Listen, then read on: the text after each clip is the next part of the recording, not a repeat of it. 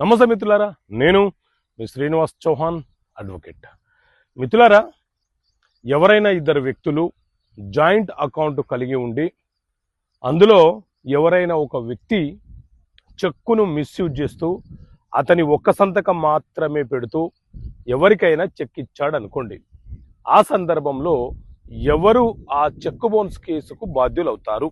So మిత్రులారా, మన దేశంలో negotiable instrument act NI act అనే చట్టం బ్రిటిష్ కాలం నుంచి అమలు ఉన్నది.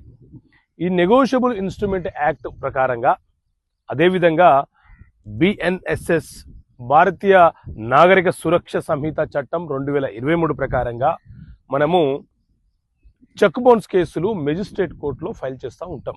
అయితే ఎవరైనా ఒక వ్యక్తి లేదా ఒక జాయింట్ అకౌంట్ హోల్డర్లలో ఎవరైనా సరే మనకు అతని సంతకము చేసి మనకు చెక్ ఇస్తే మనము ఆ చెక్కుని బ్యాంకులో ప్రజెంట్ చేసి బ్యాంకు వద్ద నుంచి రిటర్న్ మెమో తీసుకున్న తర్వాత మనము చెక్ బౌన్స్ కేసు ఫైల్ చేస్తాము. జాయింట్ అకౌంట్ హోల్డర్స్ ఉన్నారు కదా, మరి ఇద్దరు వ్యక్తులలో ఏ వ్యక్తి ఆ చెక్ బౌన్స్కి బాధ్యుడవుతాడు, అక్యూజ్డ్ అవుతాడు అని అంటే, ఎవరైతే సంతకం చేసి మనకు చెక్ ఇచ్చారో ఆ వ్యక్తి పైన మాత్రమే మనము చెక్ బౌన్స్ కేసు ఫైల్ చేయాలి. అతను మాత్రమే బాధ్యుడవుతాడు. ఒకవేళ ఇద్దరు సిగ్నేచర్లు చేసి చెక్ ఇస్తే ఇద్దరి మీద మనము కేసు ఫైల్ చేయవచ్చు. అలా కాకుండా ఒకరికి తెలియకుండా కేవలం ఒకరు మాత్రమే ఇస్తే వారే బాధ్యులవుతారు.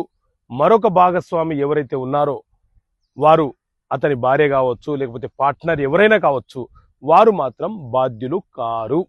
ఇలాంటి సందర్భం వచ్చినప్పుడు భార్య భర్తలు ఇద్దరు ఒక జాయింట్ అకౌంట్ని కలిగి ఉన్న సందర్భంలో భర్త చెక్ ఇస్తే అవతల వ్యక్తి భార్య మీద కూడా కేసు వేస్తే భార్య హైకోర్టులో క్వాష్ పిటిషన్ వేసుకుంది. హైకోర్టు ఈ కేసును సమర్థిస్తూ ఆ చెక్కుకు భార్య బాధ్యురాలు కాదని చెప్పి కేసు కొట్టివేయడం అనేది జరిగింది. కాబట్టి జాయింట్ అకౌంట్ కలిగిన సందర్భాల్లో చెక్కు మీద సంతకం చేసిన వ్యక్తి మాత్రమే బాధ్యుడవుతాడు. ఓకే మిత్రులారా, థ్యాంక్ యూ. జై హింద్.